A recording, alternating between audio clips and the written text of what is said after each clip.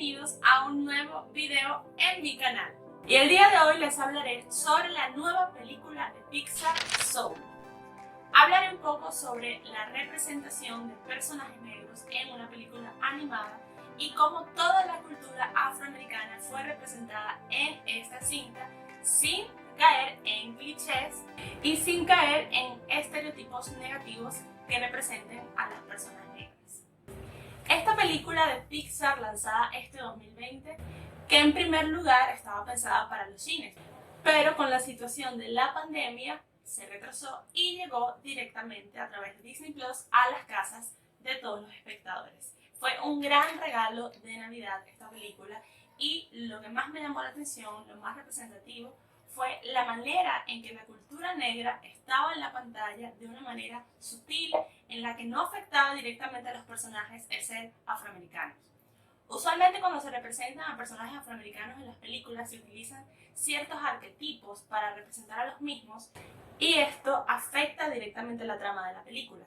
En el caso de Soul es totalmente distinto porque el personaje principal, Joe Gardner, interpretado por Jamie Foxx en la vida real, cuya pasión es la música, no tiene nada que ver directamente con ser afroamericano. Su realidad, su vida, su herencia étnica no es lo que transforma al personaje. Al contrario, es una trama bastante universal que puede verse reflejada en cualquier personaje de la vida real. Y esto me pareció súper importante porque si bien la palabra soul viene de la música soul, que es un género afroamericano, Joe Gardner, el personaje que hace Jamie Foxx, toca jazz y el jazz es música afroamericana. Eso me pareció hermoso porque fue una manera sutil de incluir a la cultura negra sin hacer un arquetipo y sin que todo gire alrededor de ser negro en la sociedad o de las problemáticas raciales que bien conocemos que han estado en boca de todos principalmente este año.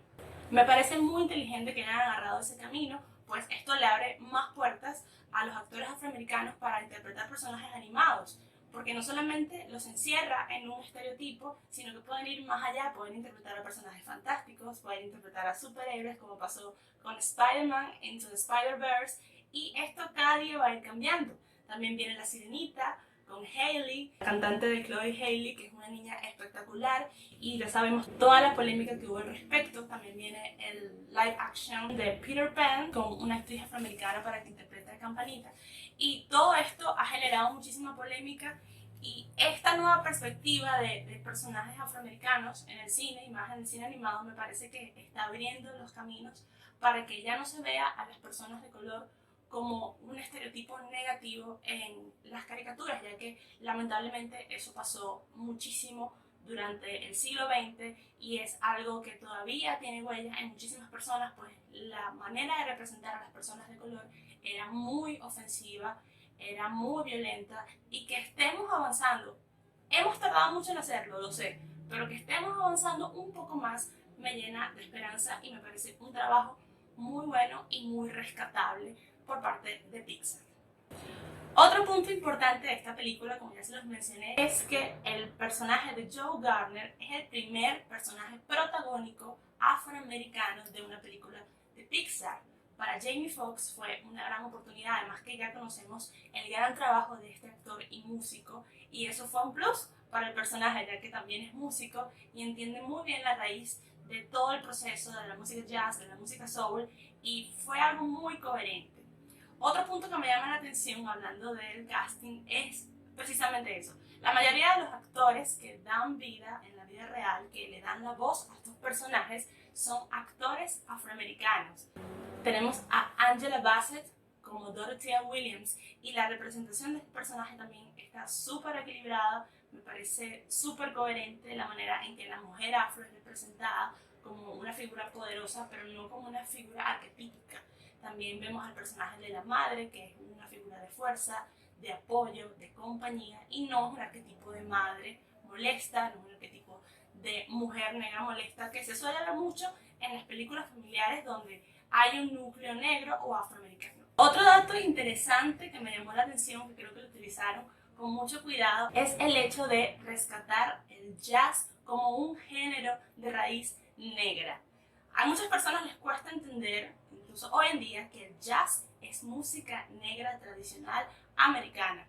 Y sí, no se ve mucho en las películas esta representación, a menos que sea una película con temática afro.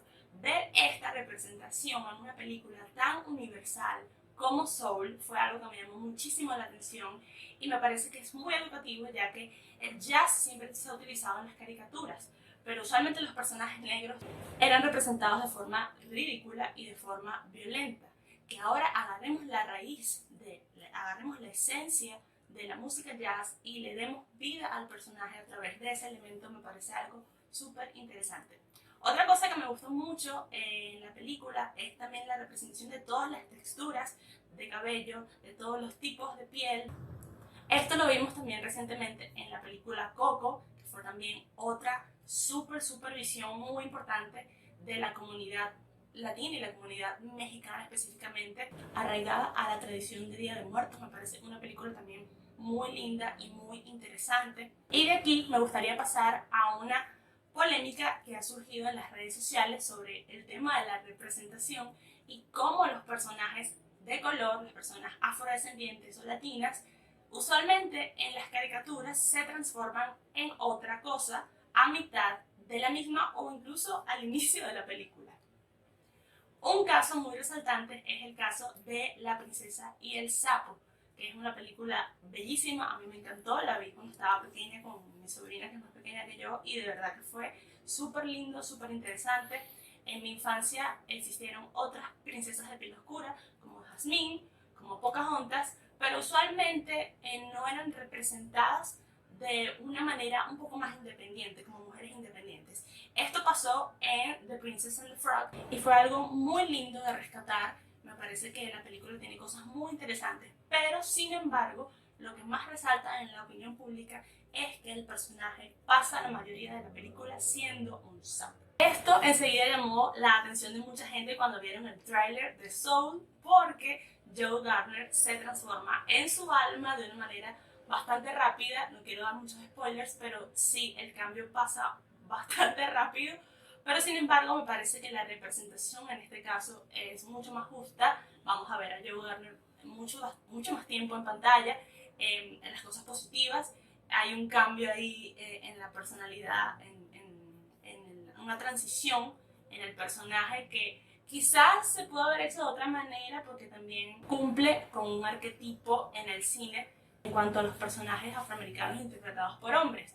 Pero sin embargo creo que no tiene que ver, no es un tema racial en este sentido, es un tema de giro de la película. El codirector de la película es un hombre negro y eso también es súper enriquecedor. Le aportó cosas de su vida, de sus vivencias y eso me parece muy interesante. No creo que sea el mismo caso que en La princesa y el sapo, sin embargo es algo que me llamó la atención y es algo que deberíamos revisar de por qué esto suele pasar en el cine. Hay otro ejemplo sobre representación negra en caricaturas en la película Espías a Escondidas, en la que el personaje principal es interpretado por Will Smith y pasa la mayoría de la película convertido en una paloma. Esto fue algo que llamó la atención de muchas personas que se quejaron porque tenían mucha ilusión de ver un espía negro en las pantallas y además en una película animada y de repente se encontraron con que se transformaba en una paloma. De ahí nace toda esta polémica en redes sociales y creo que en parte tiene muchísima razón porque es algo que hay que rescatar y hay que ver y hay que ver por qué está sucediendo esto específicamente con personajes no blancos. Sin embargo, también leí en otro post algo sobre la película Coco, que ya les comenté, una película basada en la cultura mexicana, en la que el personaje principal rápidamente también se convierte en un esqueleto, porque claro, se basa en la tradición de Día de Muertos. En este caso no lo veo mal, no lo veo fuera de contexto, porque no veo que, al igual que en Soul, no veo que tenga que ver con un tema racial, sino creo que tiene que ver con el contenido de la película y con el guión, más que con una temática racial.